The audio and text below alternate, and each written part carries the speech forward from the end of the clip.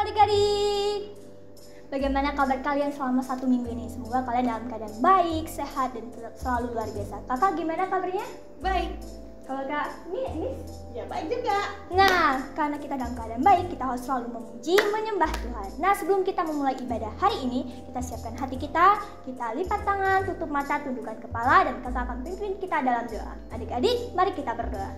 Tuhan Yesus, terima kasih karena Engkau telah menyertai kami dalam 1 minggu ini. Engkau telah memberikan kami kesehatan yang selalu menjaga kami ya Tuhan. Ya Tuhan, sebentar lagi kami ingin memulai ibadah kami. Kiranya Engkau memberkati kami dari awal, pertengahan, hingga akhir. Dalam nama-Mu kami berdoa dan mengucap syukur. Haleluya. Amin. Nah, adik-adik di rumah udah pada siap belum memuji Tuhan dan menyembah Tuhan hari ini? Yang udah siap, yuk kita naikkan pujian segala puji syukur. Kita mau memuji Tuhan dan bersorak bagi Dia. Segala puji syukur hanya bagi-Mu Tuhan, sebab Kau yang layak dipuja. Kami mau bersorak, tinggikan nama-Mu.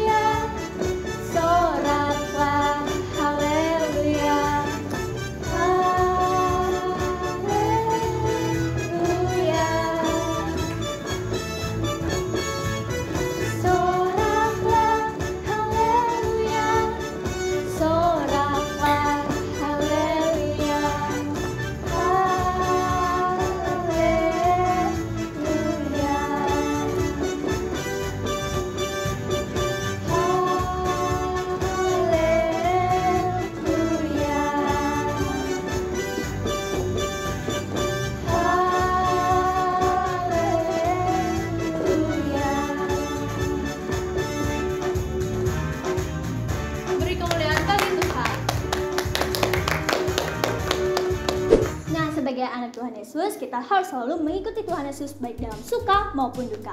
Kita akan menaikkan pujian Jalan Serta Yesus. Sambil bertepuk tangan, kita naikkan pujian ini.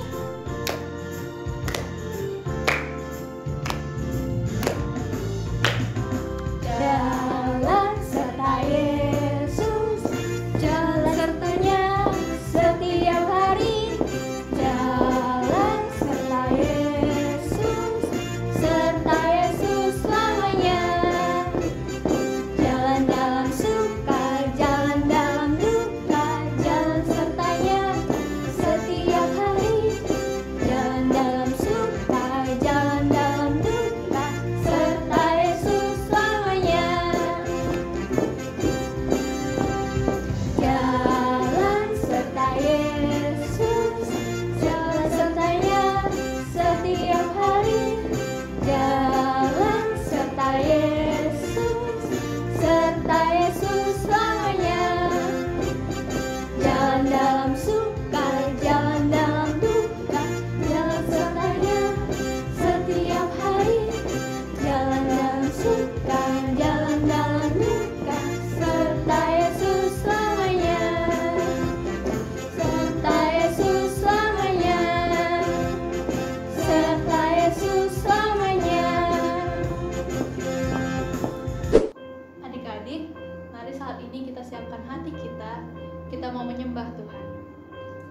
kita ada hari ini adalah berkat kemurahan Tuhan. Mari kita naikkan syukur kita lewat pujian berkat kemurahan.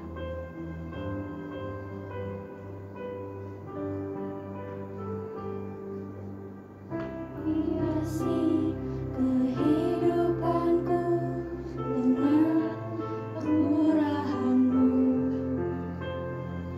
Kau rancangkan masa depanku penuh dengan harapan. Aku ada saat ini, semuanya karena kasih-Mu. Aku hidup hari ini, semua berkat kemurahan-Mu. Terima kasih, Yesus, Engkau sangat baik, teramat baik bagiku.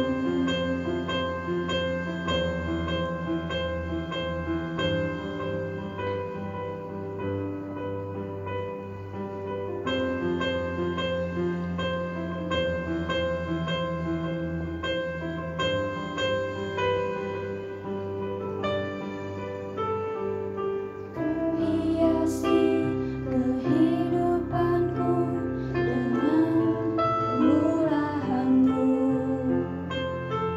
Kau rancangkan masa depanku penuh dengan harapan.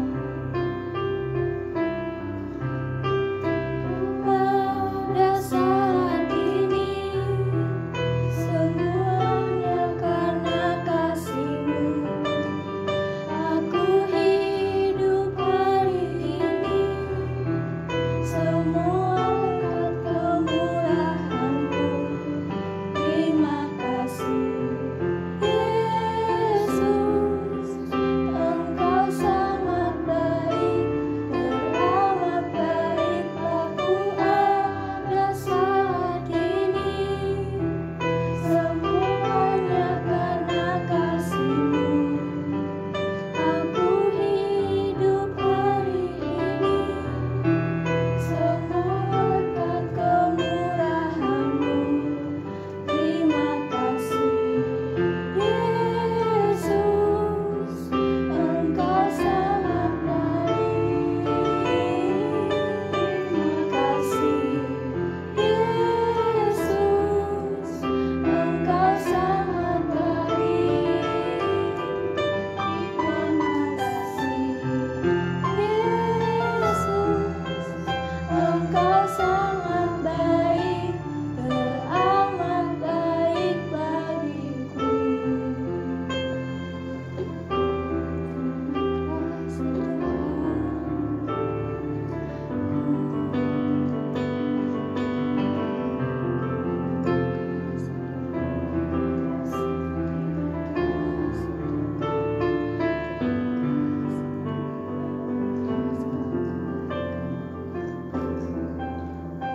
Adik-adik, mari kita berdoa. Tuhan Yesus, kami bersyukur atas kemurahan Tuhan dalam hidup kami. Sekarang kami akan mendengarkan firman Tuhan. Kiranya firman Tuhan yang ditaburkan dapat tertanam dalam hati kami dan dapat terus tumbuh dan berbuah. Tuhan berkati kami, biarlah kami dapat mendengarkannya dengan baik. Terima kasih Tuhan Yesus, hanya dalam nama-Mu kami berdoa dan bersyukur. Haleluya. Amin. Shalom adik-adik, selamat hari Minggu buat adik-adik semuanya yang kabarnya pasti luar biasa dan selalu diberkati Tuhan. Nah, hari ini kembali lagi Kak Novi ingin bercerita kepada adik-adik semuanya dengan tema yang baru. Nah, cerita tentang siapakah hari ini? Yaitu tentang Ishak dan Ribka. Adik-adik pernah dengar nggak nama Ishak dan Ribka? Bukan teman sekolahmu loh ya. Nah, di dalam Alkitab Kejadian, di dalam kitab Kejadian, adik-adik pasti pernah mendengar namanya Bapak Abraham, ya kan? Nah, jadi ada seorang bapak dan juga istrinya yang bernama Sarah. Waktu itu Sarah sudah berumur 127 tahun. Wow, sudah oma-oma ya. Nah, tapi waktu itu akhirnya dia meninggal. Tinggallah Abraham sendiri. Nggak sendiri sih, bersama dengan anaknya yang bernama Ishak. Nah, dia bernama Ishak ini adalah anaknya Abraham. Nah, waktu itu Abraham dia mulai berpikir, sekarang saya sudah ditinggal oleh saya. Terus nanti saya juga sudah tua. Jadi Abraham ini orang yang juga sudah sangat tua ya. Dia sudah tua dalam umurnya, tapi dia adalah orang yang sangat diberkati dalam segala hal. Hanya saja dia selalu berpikir, dia khawatir, gimana nih si Ishak sudah dewasa, tapi si Ishak belum punya istri. Jadi dia berpikir, gimana caranya ya? Oh, saya akan panggil hamba saya. Dia panggillah hambanya si Abraham ini yang bernama Eliezer. Siapa namanya adik-adik? Eliezer. Jadi Eliezer dipanggil. Eli, sini kamu. Wah, gini ya, saya mau kamu pergi carikan istri untuk Ishak. Carikan dia istri. Oke, tapi kamu harus dengarkan petunjuk saya baik-baik ya.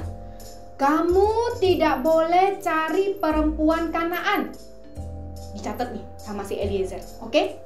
Terus yang kedua, kamu pergi ke tempat ya di sana keluargaku, cari dia di sana.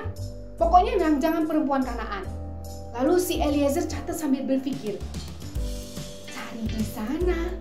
Aduh, perempuan di sana kan pasti bukan cuma satu atau dua, kan banyak. Terus kalau aku yang pergi, terus aku yang cari istri untuk Ishak, nanti si cewek itu nggak mau ikut aku gimana? Dia bingung kan si Eliezer, tanya Abraham, Tuan, nanti kalau misalnya perempuan itu nggak mau ikut saya pulang, gimana? Kayaknya nggak tepat deh kalau aku pergi sendiri.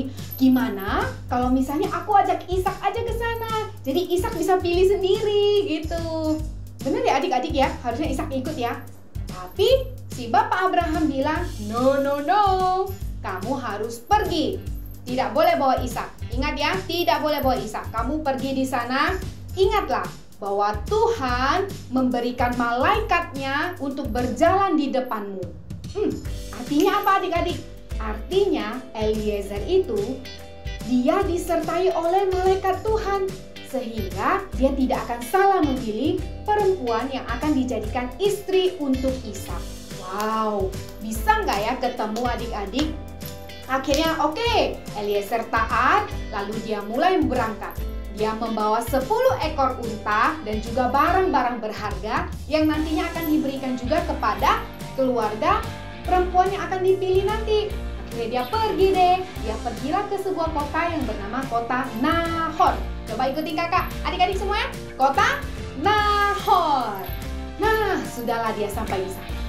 Kira-kira apakah dia langsung ketemu dengan perempuan itu?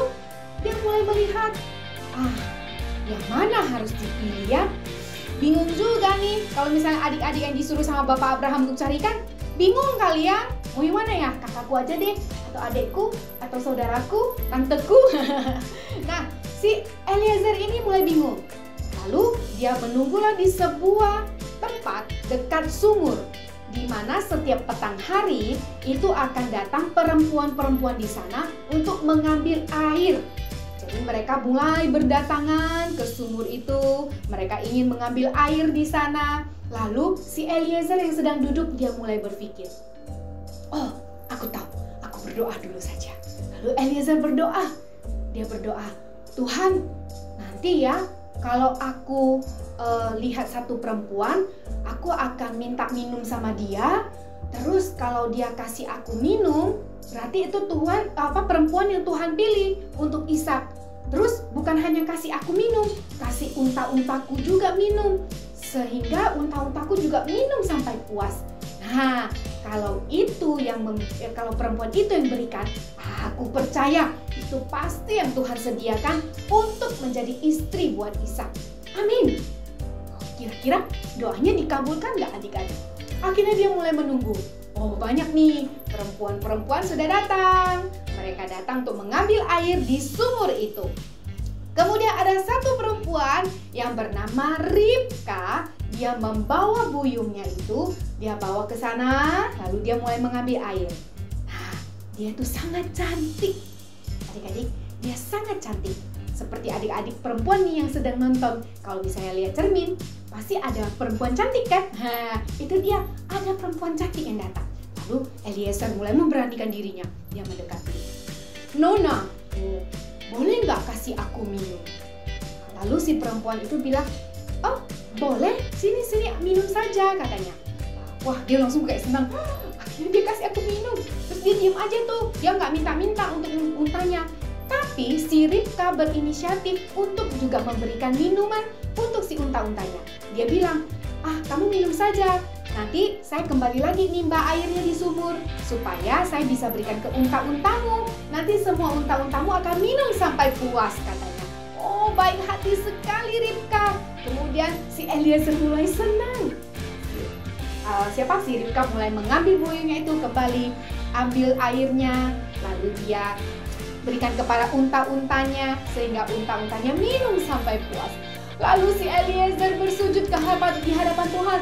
Oh Tuhan, terima kasih. Inilah jawabannya. Inilah jawaban doa dari Tuhan. Akhirnya saya menemukannya.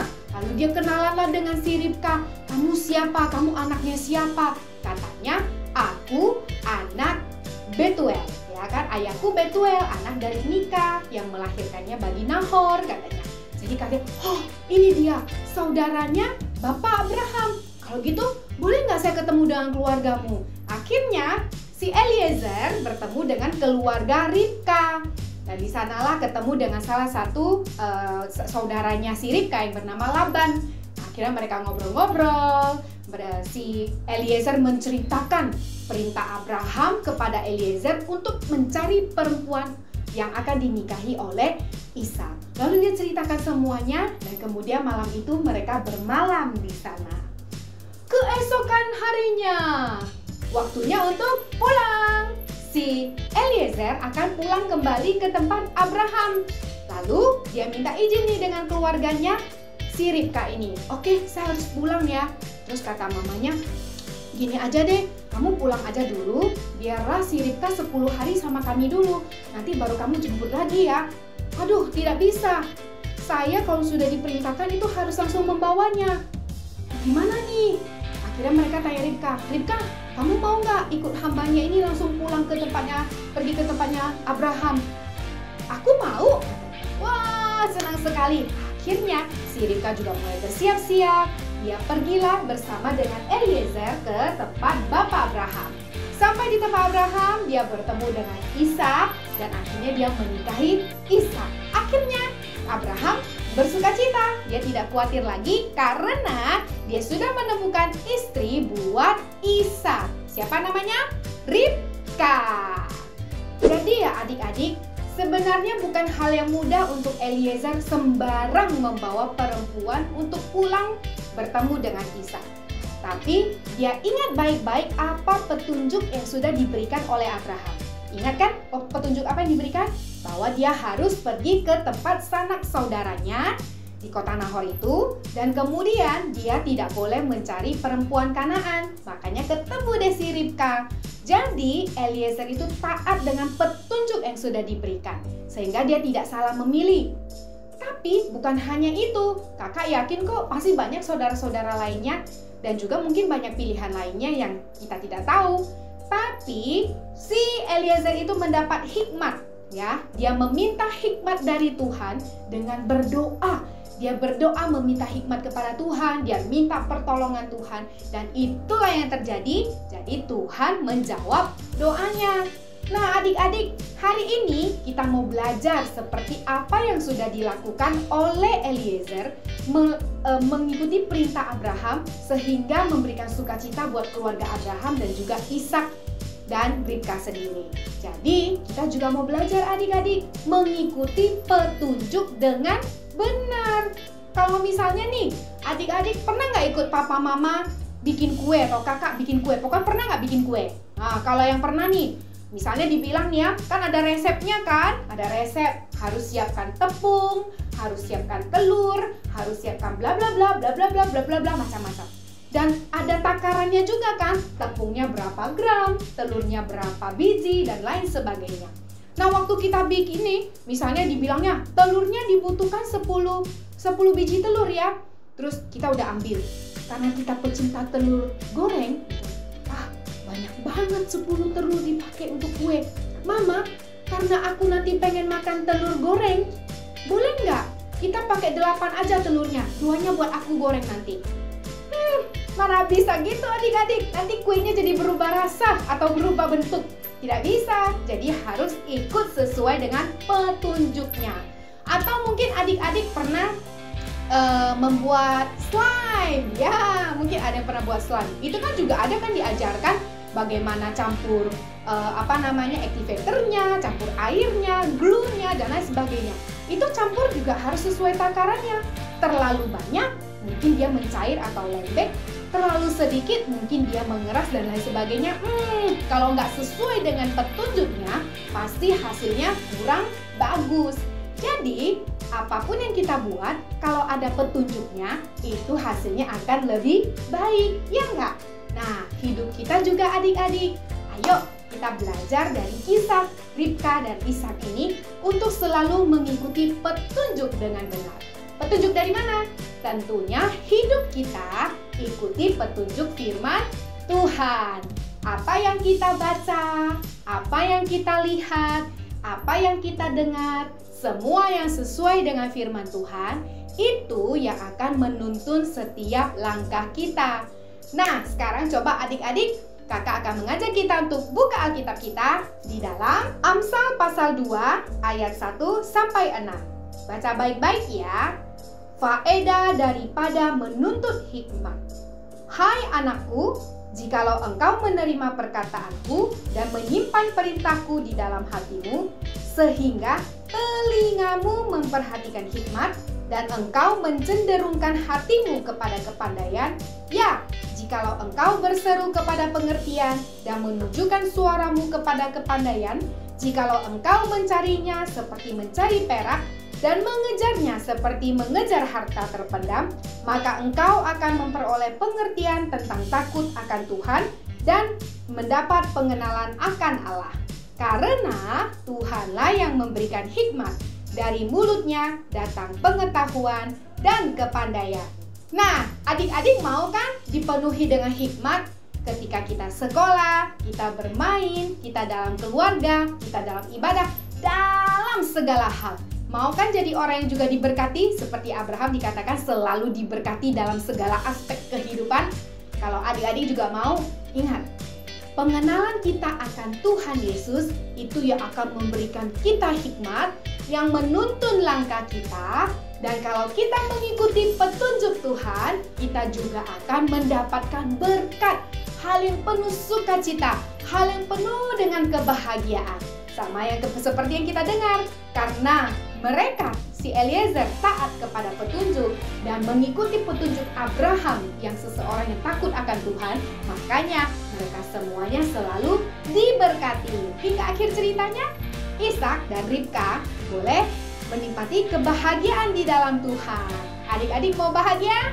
Tentu, katanya jangan lupa bahagia. Nah, kita juga mau bersuka cita di dalam Tuhan. Kalau kita sudah dipenuhi hikmat, coba pegang semuanya sama-sama, pegang kepalanya. Tuhan, kalau aku dipenuhi hikmat, nah, aku percaya semua dari mana? Dari Tuhan Yesus. Hikmat yang kita dapat ada di dalam Alkitab. Hikmat yang kita dapat ada di dalam firman Tuhan. Karena firman Tuhan adalah firman yang hidup. Coba sama-sama ikutin kakak, katakan dengan suara yang lantang. Firman Tuhan adalah firman yang hidup. Sekali lagi adik-adik, firman Tuhan adalah firman yang hidup. Jadi adik-adik, super kebenaran kita hari ini adalah Tuhan memberikanku hikmat. Ingat, Tuhan memberikanku hikmat. Dan super ayat hari ini berkata di dalam Amsal pasal 3 ayat 6. Akuilah dia dalam segala lakumu, maka ia akan meluruskan jalan. Mengakui siapa adik-adik? Akui Tuhan dalam setiap lakumu tuh, dalam setiap tindakan kita. dalam setiap tindakan kita, kita mengakui Tuhan, maka Dia Tuhan yang akan meluruskan jalan kita. Jadi kalau kita sudah mau salah ambil tindakan, nanti Tuhan akan luruskan. Karena Roh Kudus yang menuntun kita tidak akan membuat kita salah bertindak atau salah membuat keputusan. Yuk, kita sama-sama ya hafalkan super ayat hari ini. Di dalam Amsal pasal 3 ayat 6. Akuilah Dia dalam segala lakumu, maka Ia akan meluruskan jalanmu. Ayo sekarang semuanya berdiri yang tegak dengan suara yang lantang dan semangat. Kita sebutkan firman Tuhan ini karena firman Tuhan adalah firman yang hidup. Oke, siap semuanya? 3, 2, 1. Amsal pasal 3 ayat 6. Akuilah Dia dalam segala lakumu, maka Ia akan meluruskan jalanmu. Berikan tepuk tangan untuk Tuhan Yesus. Oke adik-adik, biar firman Tuhan hari ini boleh adik-adik selalu ingat tentang apa yang terjadi dalam kehidupan Ishak. Dia mendapatkan pasangan yang dipilih oleh Tuhan karena orang-orang di sekitarnya. Yang boleh Tuhan pakai yaitu Abraham, papanya yang takut akan Tuhan, dan juga Eliezer yang juga taat pada setiap petunjuk. Nah, adik-adik, kita juga perlu berharap kepada Tuhan sehingga setiap langkah kita juga ada Tuhan yang menuntun, bahwa malaikatnya selalu berjalan bersama dengan kita. Amin. Oke, nah sekarang kakak mau mengajak kita sama-sama berdoa adik-adik. Ambil sikap berdoa, kita lipat tangan, tutup mata, kita datang kepada Tuhan. Tuhan Yesus, kami mengucap syukur hari ini, kami boleh belajar tentang kisah Ishak dan Ribka. Kami tahu Tuhan, bahwa Tuhan yang merencanakan terbaik dalam kehidupannya, tapi Tuhan juga memberkati karena mereka boleh taat kepada Tuhan. Tuhan Yesus, kami juga mau menjadi anak yang taat, mengikuti petunjuk Tuhan dengan benar, mengikuti firman Tuhan dengan baik, sehingga apapun yang kami lakukan, semuanya boleh dalam perlindungan dan pertolongan-Mu, sehingga Tuhan yang selalu meluruskan jalan kami.